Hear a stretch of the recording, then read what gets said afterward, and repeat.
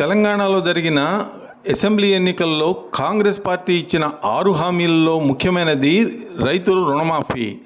దీన్ని ఇంతవరకు అమలు చేయలేదు ఇప్పటి కాంగ్రెస్ ప్రభుత్వం.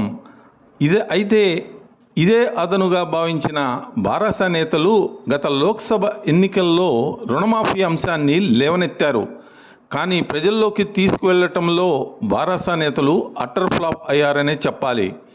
కాంగ్రెస్ ప్రభుత్వం ఇరకాటంలో పడకూడదనే ఉద్దేశంతో సీఎం రేవంత్ రెడ్డి రైతులకు రుణమాఫీపై పలు సందర్భాల్లో మాట ఇచ్చారు. తెలంగాణ రైతాంగానికి 15 ఆగస్టులోగా 2 లక్షల రూపాయల రుణం మాఫీ చేసే తీరుతామని సీఎం రేవంత్ రెడ్డి మరోసారి స్పష్టం చేశారు.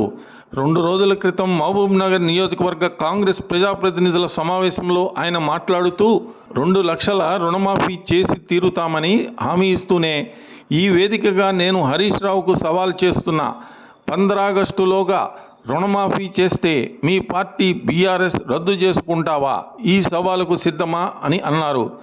ముఖ్యమంత్రిగా నేను మాట ఇస్తే ఎలా ఉంటుందో పోయి మీ మామ కేసీఆర్ను అడుగు అని రేవంత్ రెడ్డి అన్నారు. కేసీఆర్ రాష్ట్రాన్ని అప్పుల కుప్పగా మార్చారని ధ్వజమెత్తారు సీఎం రేవంత్ రెడ్డి. ఈ నెల చివరిలో జరగనున్న అసెంబ్లీ సమావేశాలకు కేసీఆర్ను అంటే మీ మామను తీసుకురా, నేను అప్పుల లెక్కలు చూపిస్తా. ఇక సీఎం రేవంత్ సవాలుకి గతంలో హరీష్ రావు స్పందించారు. మీరు ఆగస్టు 15 లోపు 2 లక్షల రైతు రుణమాఫీ ఏకకాలంలో చేస్తే తాను ఎమ్మెల్యే పదవికి కూడా రాజీనామా చేస్తానని సవాల్ విసిరారు.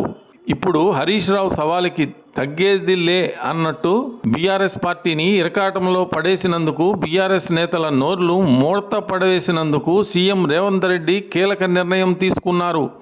ఏది ఏమైనా 15 ఆగస్టు లోపు రైతులకు రుణమాఫీ చేసి తీరుతామంటూ నిర్ణయం తీసుకున్నారు. ఇదే జరిగితే బారాస పార్టీని రద్దు చేసుకుంటారా, హరీష్ రావు సైతం రాజీనామా చేస్తారా అనేది చర్చగా మారింది. ఇప్పుడు రేవంత్ రెడ్డి టెన్షన్ హరీష్ రావుకు పట్టుకుందని బారాస వర్గాల్లో ప్రచారం అయితే జోరుగా జరుగుతోంది. హరీష్ రావు ఎరక్కపోయి రేవంత్ రెడ్డి వలలో చిక్కుకున్నారని వార్తలు వినిపిస్తున్నాయి. మరిన్ని అప్డేట్స్ కోసం మా కాయ్ టీవీని సబ్స్క్రైబ్ చేసుకోండి. మా వీడియో కనుక మీకు నచ్చినట్లయితే లైక్ చేయండి, షేర్ చేయండి. మీ విలువైన అభిప్రాయాలను కామెంట్ బాక్స్లో తెలియజేయండి.